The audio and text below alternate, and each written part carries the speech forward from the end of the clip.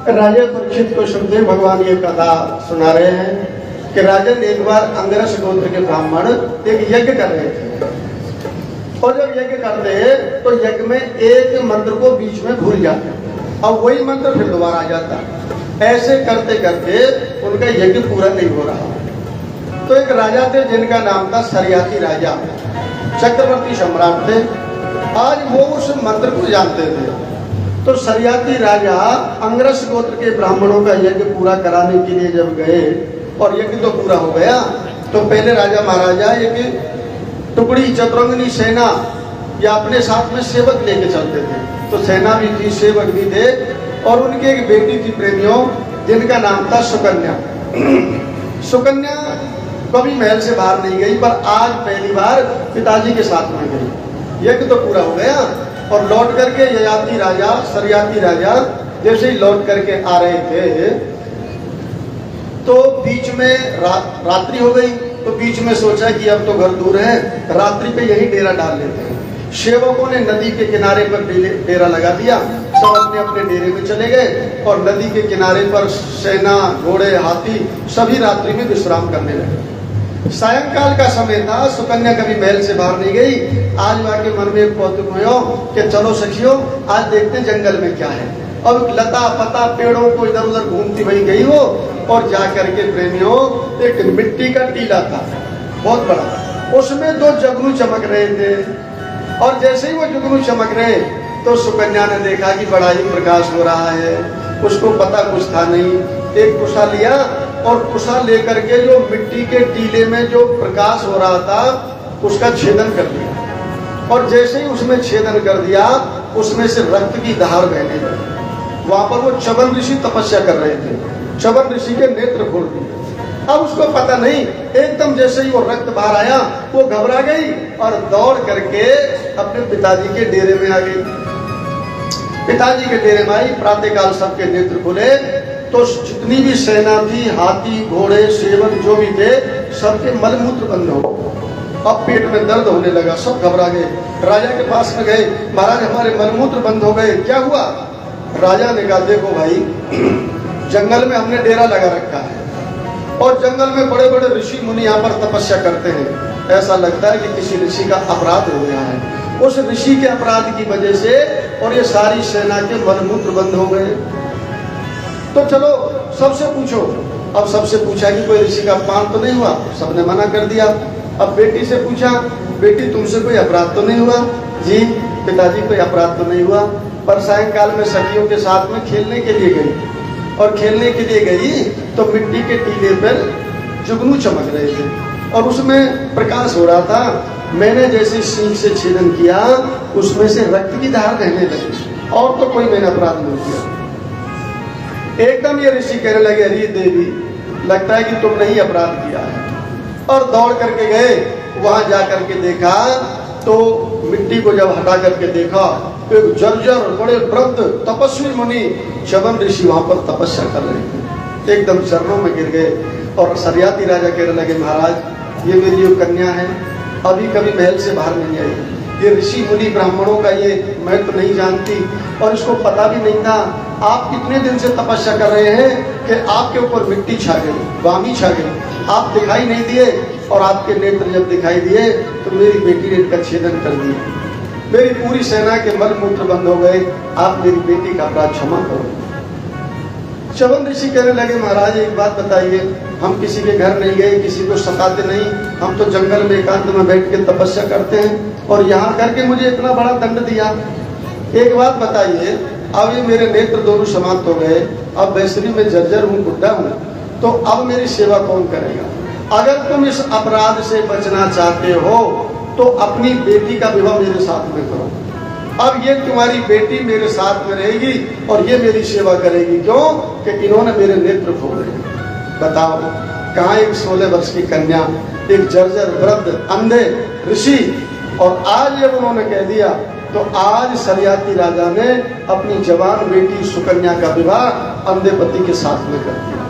पर धन्य सुकन्या के लिए कि जर्जर थे, अंधे थे, उनको पकड़ के ले जाती, कुटिया को साफ करती और रात दिन उनकी सेवा में लगी रहती। क्यों कि सबसे बड़ा मेरा धर्म है कि मेरे पिताजी आज मुझे इनके हाथों में सौंप करके गए हैं, तो यही मेरे भाग्य में लिखे हैं, मेरे लिए तो यही भगवान है। और रात दिन उनकी सेवा करती रहती। एक दिन कहीं से घूमते हुए अश्विनी कुमार आए। उन्होंने देखा कि जंगल में कोई सुंदर कन्या के पास में और कोई वृद्ध व्यक्ति बैठा हुआ है। चलो इनसे पूछते हैं, अरे तुम इतनी सुंदर कन्या राजकुमारी इस पुरुष के पास में कैसे बैठे? बोल नहीं नहीं, ये मेरे भगवान हैं, ये मेरे पति हैं, मालिक हैं, मैं इनको छोड़ करके नहीं जा सकता। तुम्हारा नाम क्या है? कि मैं सरियाती राजा की बेटी हूँ और मेरा नाम सुकन्या है और ये मेरे पतिदेव च्यवन ऋषि है। अरे धन है तुम्हारे लिए कि तुम ऐसे बूढ़े पति की सेवा कर रही हो। आज इस पतिव्रत धर्म से हम प्रसन्न हैं, तो आज हम तुमको तुम्हारे पति को जवान कर देंगे। महाराज वो कैसे होगा? उन्होंने कहा कि तुम्हारे पति को एक कार्य करना पड़ेगा कि यज्ञ में हमारे लिए भाग दिलवाना पड़ेगा, क्योंकि हमारा यज्ञ में भाग नहीं है। तो तुम्हारे पति जवान हो जाएंगे, इनके नेत्र हो जाएंगे, लेकिन ये हमें यज्ञ में भाग दिलवाना। महाराज मैं अपने पति से जरूर प्रार्थना करूंगी आपके लिए यज्ञ में भाग दिया जाएगा। तो देवी तुम इस सरोवर में स्नान करो। और जैसे ही स्नान करके आए और वो चार उनके पति उनको दिखाई दिए, तुरंत वो समझ गए कि ये चार मेरे पति रूप में दिखाई दे रहे हैं। उसी समय भगवान की प्रार्थना की और उनको इशारे से उनको पति को एक तरफ कर दिया। उनके पतिव्रत धर्म से वो अश्विनी कुमार प्रसन्न हो गए और उनके जो पति थे वृद्ध अंधे, वो जवान हो गए, हष्टपुष्ट हो गए और सुंदर हो गए। ये क्या था? एक पतिव्रत धर्म का प्रभाव था। और आज सुंदर पति के पास में, जवान पति के पास में जब वो बैठी थी, तो आज इनके पिता के मन में आया कि चल के देखता हूं मैं कि मैं अपनी बेटी को अंधे जर्जर पति के हाथों में सौंप करके आया, तो मेरी बेटी छोड़ करके चली गई या कितने कष्ट में है, किस तरह से वो अपना जीवन निर्वाह करती है। आज सरियाती राजा घोड़े पे बैठ करके अपने बेटी से मिलने के लिए आए। और जैसे ही बेटी से मिलने के लिए आए और जब सरियाती राजा की दृष्टि जवान पुरुष के ऊपर पड़ी, एकदम आग बबूला हो गए। चिकीर्षितम ते किमिदम पतिस्त्वया प्रलंबितो लोक नमस्कृतो मुनि यत्तम जराग्रस्त मसत्य सम्मतम विहाय जारम बस्ते मुगतम। अरे बेटी, तुमने हमारे दोनों कुलों में कलंक लगा दिया।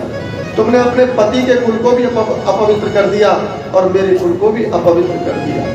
मैं अंधे जर्जर और इतने तपस्वी ऋषि च्यवन ऋषि के हाथों में तुमको सौंप करके गया और आज उसको छोड़ करके और एक जार पुरुष के साथ में, जवान पुरुष के साथ में तुम बैठी हो। एकदम कहा कि बेटी, मैं ऐसी बेटी का मुख भी नहीं देखना चाहता। एक बार राजा ने तुरंत अपने घोड़े को घुमाया और दौड़ने लगा। एकदम पीछे से सुकन्या कहने लगी, पिताजी पिताजी। सरियाती राजा कहने लगे कि बेटी, इस जवान से दोबारा पिताजी मत कहना। पिताजी एक बार मेरी बात सुन लो, जिसके लिए तुम कहते हैं कि ये जार पुरुष है, ये जार पुरुष नहीं, मेरे पति ये च्यवन ऋषि है। च्यवन ऋषि। एकदम राजा को आश्चर्य हुआ, तुरंत घोड़े को घुमाया और अपनी बेटी के पास मारे। बेटी ये कैसे हुआ? उन्होंने पूरा वृत्तांत बताया कि अश्विनी कुमार आए और अश्विनी कुमारों ने एक अवले तैयार किया जिसका नाम च्यवनप्राश रखा गया।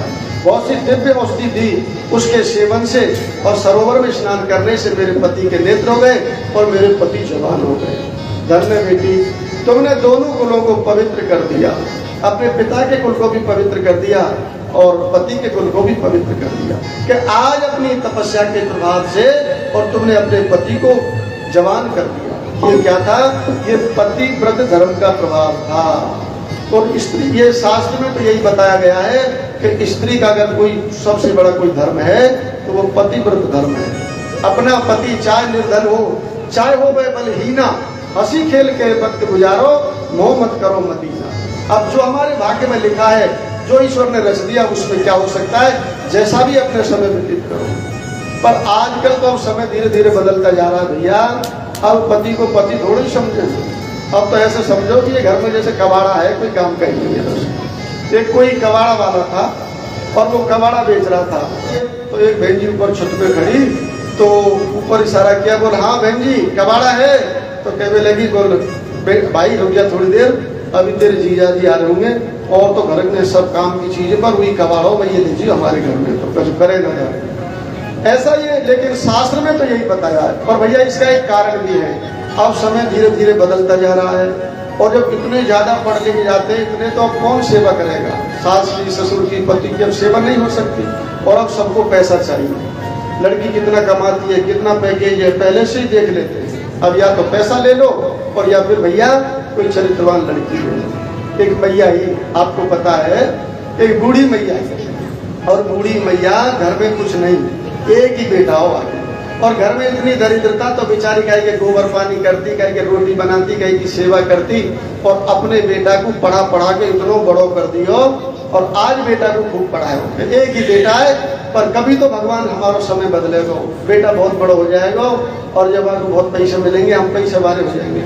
अब मैया ने इतना पढ़ाया, बेचारी ने रात दिन मेहनत कर करके, दूसरे की मजदूरी करके, बेटा की फीस भर भर के, बेटा बहुत बड़ी पढ़ाई कर गए, और बहुत बड़े, जब वो इंजीनियर बन गए, और इतना उनके गाड़ी घोड़े फ्लैट सब कुछ हो गया।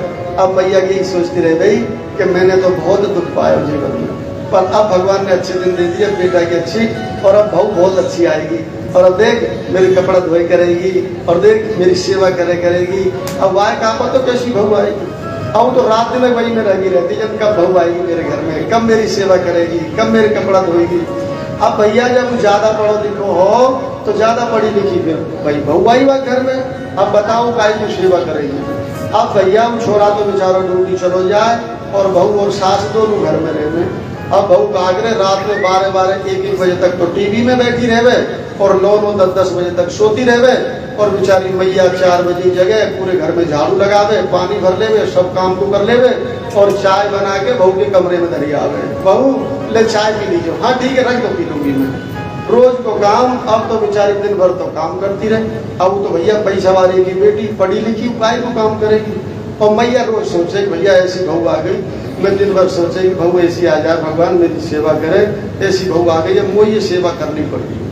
अब मैया तो दुबली पतली है गई, बहुत दिन है गए ना। अब बहुत दिन बाद बाबू छोरा घर आयो, छोरा कहे लोग मैया तेने मेरे लिए बहुत कष्ट सहन कर, और तेने अपना जीवन लगा दिया जो तुमने मेरी पढ़ाई लिखाई में, और देख अपने बंगला और गाड़ी पैसे, अब कोई कमी तो है नहीं, और मैया तू पतली है रही है, सूखती जा रही है, कहा बात है। अब मैया बतावे ना है कहा बात, बोल ना बेटा कोई बात ना है, सब आनंद है ना। मैया सही बता, कोई चिंता तो है। जब वासा में कोई चिंता नहीं, तो अब जब घर में पैसा है, अब काई को चिंता करे मैया, तू मैया सही बता, तू काई को सुख रही है।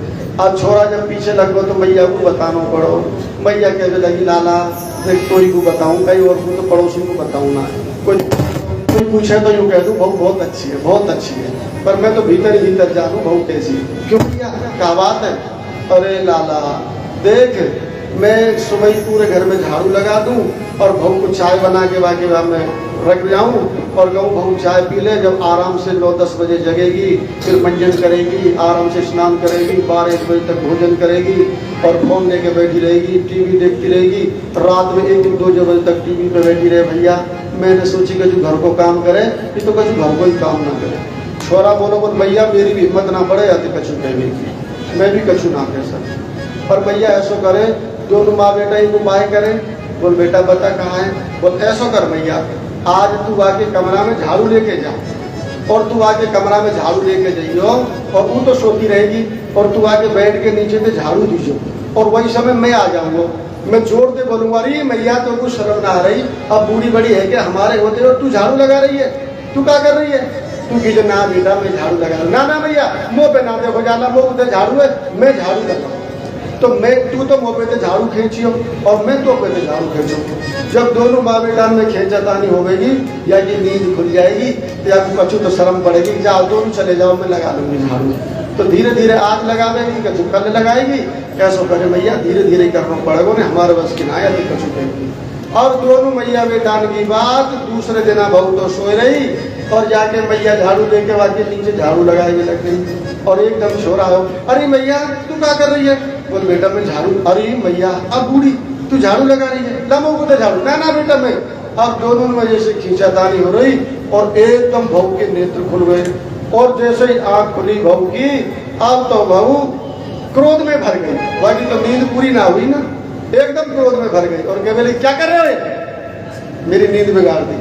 तो एकदम सास के हाथ से झाड़ू छूट गई, और झाड़ू छूट के कहने लगी, ना भाऊ कछु ना बेटा, मैं तेरे कमरे में झाड़ू लगा रही। तो बेटा कह रहा हूँ कि ना मैया तो कुछ शर्म ना लग रही, तू बूढ़ी होकर झाड़ू लगा रही है, ला झाड़ू मैं लगाऊं। तो बेटा कह रहा हूँ कि मैं झाड़ू लगाऊं, मैं कह रहा हूँ ना बेटा तू अच्छा लगेगा मैं ही झाड़ू लगाऊं। तो इसमें लड़ने की क्या बात है, एक दिन ये झाड़ू लगाएंगे, एक दिन तुम लगाओगे, चलो यहाँ से। दोनों मैया बेटा अपने बहू को लेके आ गए। आजकल ऐसी बहू आ गई है, अब करा लीजिए सेवा। बाकी सबसे बड़ा जो अगर कोई फर्ज है तो यही है भैया कि सास ससुर की सेवा करना, पति की सेवा करना, ये शास्त्र में सबसे बड़ा धर्म बताया गया है।